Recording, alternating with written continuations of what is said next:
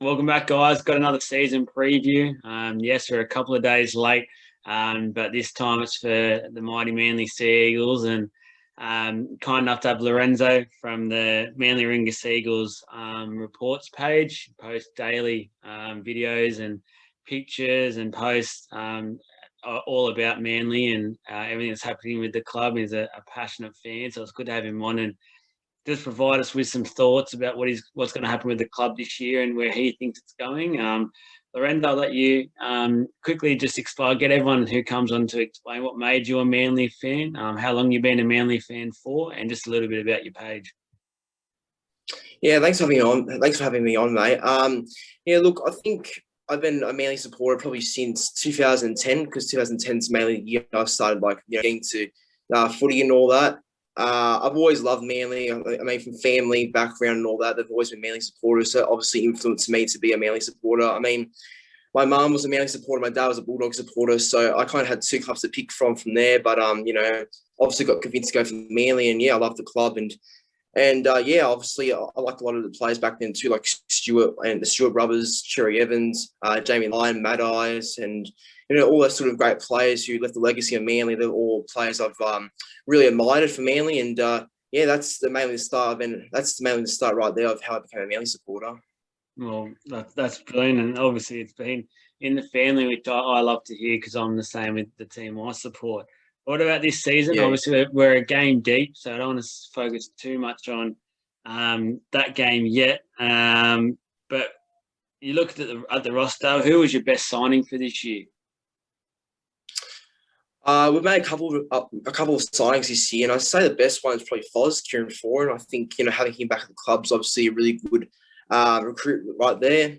I think ever since he left Manly, I mean, I don't think it's been the same. I think in terms of maybe having that sort of dominant half next to Jerry Evans, it's been a bit of a struggle. And I think having him back now, it's obviously gives us another attacking option and a bit of leadership. So I think he's the best signing. I mean, Josh Aloiai is also a very decent pickup from the Tigers, as well as Jason Saab, who's got a lot of potential. But I think out of all the signings we made this preseason, I think Kieran Foran was the best one, and I'm looking forward to seeing how he goes with Cherry Evans again. I think that he's in for a good year if he can remain injury-free, I reckon. So I think Foz is the best sign for me this year.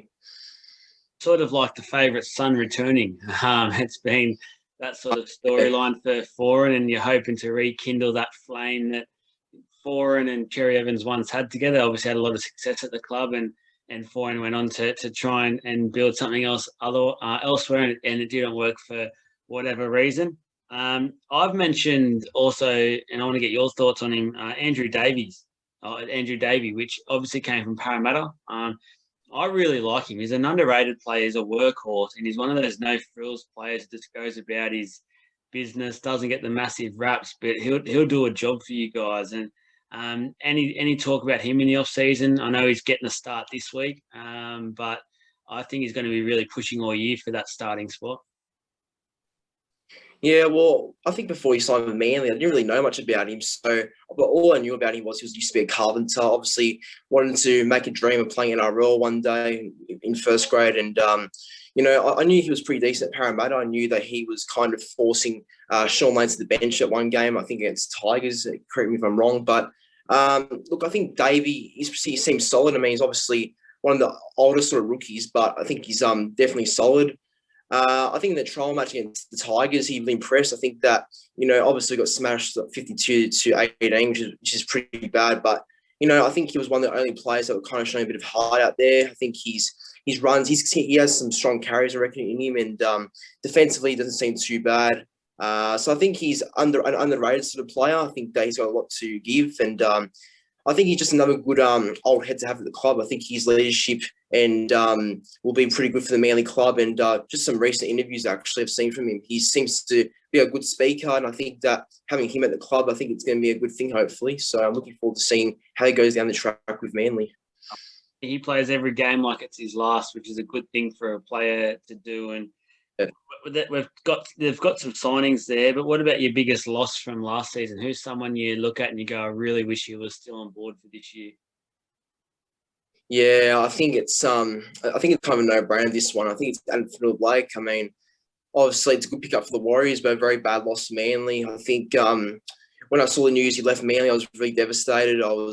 Wasn't expecting it, obviously. I think with him gone now, I think it makes a massive gap in the forward pack. I think losing him, it's going to obviously Martin Tapau needs to step up a little bit more. I think, I think Fanua Blake's got he's a quality player. I mean, obviously he's not that old. I think he's only like 25, 26. So he's got like a good career in front of him, I reckon. So losing someone like him as well as him being known as one of the best front rowers in the game, actually. So, I mean, losing him is pretty bad, and I'd say that's the worst loss. But I'm hoping Josh Alawai or Taniela Paseka, whoever's replaces him mainly starting in his position, does a good job. But yeah, AFB is the biggest loss in my opinion. Yeah, I've got to agree 100% with that one. He's one of the best props in the game at the moment, and I think we've all seen how good he is on round one against the Titans, and a massive loss. The go forward he brings can, especially when you have the halves that you now have with Foran and Cherry Evans, you can go both ways, and I think that's going to be missing a little bit, just that extra go forward that he was so good at producing.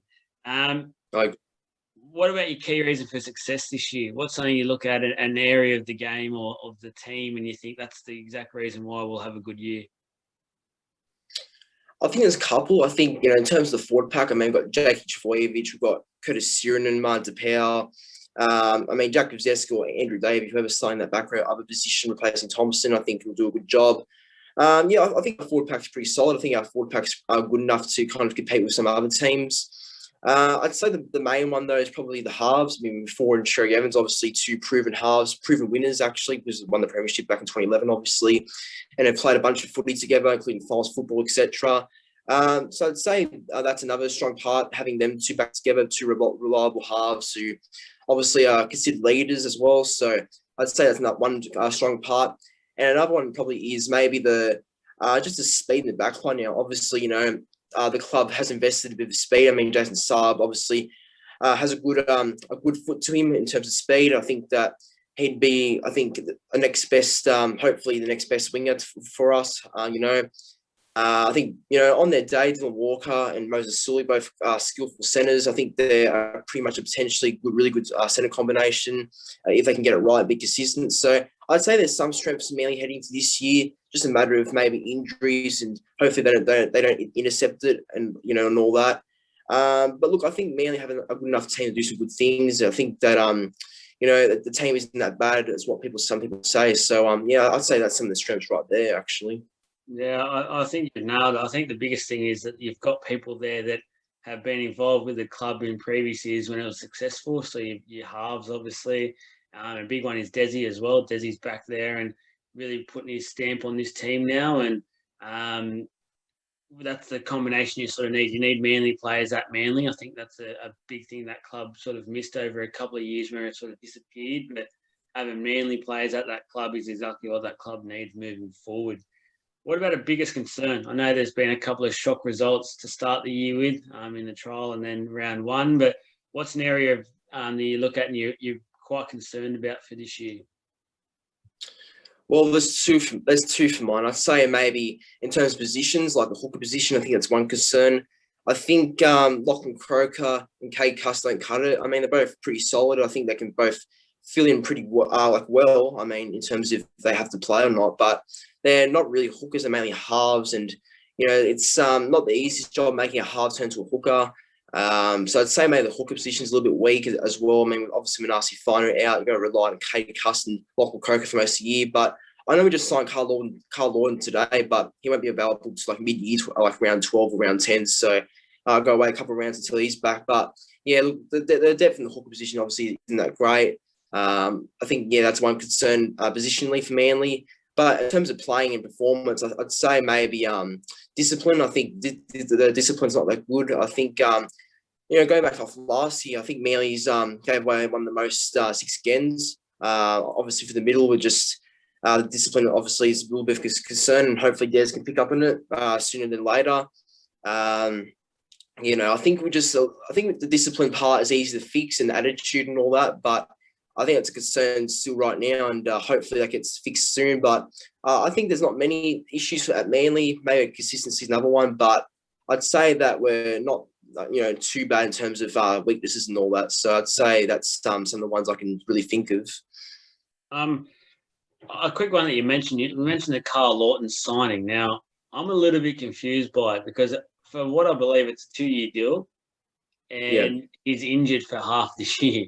So I'm a little bit confused. And I know you've still got Fainu on the books as well. So I'm not too sure what the sign. I think Lawton's a good player, but he needs Yeah. to be fit. Yeah, that's the thing. I mean, it's a bit confusing, but I think I think looking at some comments last year, I think most Warriors fans did rate Carl Lawton in front of Wade Egan. So I'm just gonna go off that mainly because you know, yeah, that's what I'm gonna go off mainly by because Warriors fans seem to have a bit of a positive feedback and all that on Carl Lawton. So I'm hoping that the way Warriors fans think of him kind of reflects on how he goes at Manly. So I'm just hoping he's a good sign overall, good pick up in the end. I think when I'm an outside looking in at the club, I think my biggest concern is for Manly. There's obviously two. There's Turbo and just how he can get his body together, because I think everyone knows you need him on the field to be the strongest Manly can be. And while he's not on the field, it's not helping the team at all. Just the confidence that he brings, I think, is a big part of that. And I think you lack a little bit in terms of depth. I think depth is a little bit of a worry, just from an outsider's point. I think it's been a worry for a couple of years now. I just think if there is a few injuries this year, which I'm hoping there isn't, but I predicted at the start of the year that every club will have quite a few injuries just in terms of the workload they've put on players over the last year and a bit. That's my biggest area of concern there, is a bit of depth. Yeah, I'd say depth has been a worry for the past couple of years now. I mean, I think when we've had injuries, we haven't really had much to choose from. So, like you said, I think depth is a problem. And I think this year, in terms of the backs, I think our depth's good there. I mean, obviously picking up Christian Tupiludu, or however you say the last name, he's obviously a good young kid coming through. And I think he'd provide some depth as well. And I think we've got Tavita Funa, Morgan Harper, Benj Vojevic, and Brad Park. We've got a lot of options this year in the backs, I think, but maybe the forward pack might need a little bit of, I guess, mending. I mean, we've got some good forwards there, but maybe just add one more forward and make the depth in the forwards a little bit safer. Maybe adding Zach Sadler, who's currently in the development squad. But if we add into the top 30, because I think possibly we can, I think that would be pretty good. But I'd say, like you said, the depth has been a little bit of a worry for the past couple of years. I mean, especially when Turbo goes down, we don't have that sort of qualified fullback and more proven fullback to replace him. I mean, Funa's been there, Harper's had to go there, but then again, we don't have the guy who has played a bit more games at fullback with in first grade than that. So maybe that's a little bit of concern as well in terms of depth. But yeah, depth is overall a problem for Manly. 100%. And just final thoughts on the year ahead. I know there's been a couple of games now. This will be a chance where you can talk about those performances a little bit, and just where you think the club will finish at the end of this season. Look, I will back my team. I think everyone's got to back their team at some stage. I think this year, personally, I've got Manly finishing 7th. That's if we can keep an injury-free team. If you give me an injury-free and fit Tommy Turbo, injury-free and fit Dylan Walker, as well as Curtis Sirenin, Moses Sully, Foz, Kieran Foran, and maybe if we get the hooker position sorted, I think we're in for a good year. I reckon that we've got enough talent, enough quality to kind of push for a top 8 spot, potentially top 4, but I can't really see it because the hooker position is still a big question mark. But I think top 8's good enough. I reckon Manly have enough to make it. I think obviously it's a little bit worrying how we lost that round 1 clash 46-4 to Roosters, but I'm hoping there's a bit of a bounce back this week, and I reckon there will be. I think Des will get the boys best prepared as possible for this Saturday. So I think we're in for a good year. I still back Manly make top 8 this year, but who knows? I mean, footy's a very funny game sometimes, so we'll see how Manly do go this year, but I reckon we'll go well. I agree with that. I think my prediction was I think Manly will be about 8th if Turbo can get back on the park and play the games he's expected to play. And I think if Turbo gets any more injuries, I can see him about 11th-ish or so. I think it'll be that's fact. It's all dependent on that. And it isn't just saying they're a one-man team. It's just the fact that he's so good. He is one of those freaks of a player. And everyone's talking about your Pappenhausens and your Tedescos at the moment, which is fair enough. But this guy's in the same league when he's fully fit, and I think a lot of the just fans of the game are missing out when he's not playing. Not just Manly fans, but everyone who likes to watch league on TV. So, yeah, I hope that's the case, and I really hope we get to see more of the Josh Schuster, which really good talent coming through, and I hope that we do get to see some more of him. And I think he's going to be a really good another angle of attack for you guys for this year. Yeah, I'm looking forward to seeing how Schuster goes in this year. I think he should get more game time this year. I think in his first game last year when he made his debut against West Tigers, obviously got like a lot of good feedback from him. I think he had a really good debut. I mean, obviously Benji Marshall's at the Tigers at the time really said that like that was the best debut he personally has seen. So look, I think Schuster's got a lot of talent. I think he's got potential to be, a really good player in the future. Just depends whether Des will even pick him, to be honest. But I reckon he should get the bench spot personally. But look, like you said, I think he's got a lot of potential and a lot of I think he's going to have a really long, successful NRL future and and all that career if he can get game time. And I'm keen to see how he goes in the future. I think he's a local junior as well, so that's good to know. So keen to see how he goes for the Manly club. I agree with that. And look, Lorenzo, really appreciate you coming on and doing the season preview. As I said, guys, give him a follow on his page, Manly Ringus Eagles _reports. So go give him some love. I think you've got YouTube as well, don't you? Yeah, my YouTube channel is NRL Vids 090. So if you want, you can go and subscribe to that. Currently at 850 subs, I believe. So yeah, it's going pretty well. Wow, very well. Keep up the good work. And as I said, good luck to Manly this year. I really, really hope we get to see a fully fit Turbo. So thanks for coming on. Yeah, I appreciate it. League of Inches. Thank you. Thank you.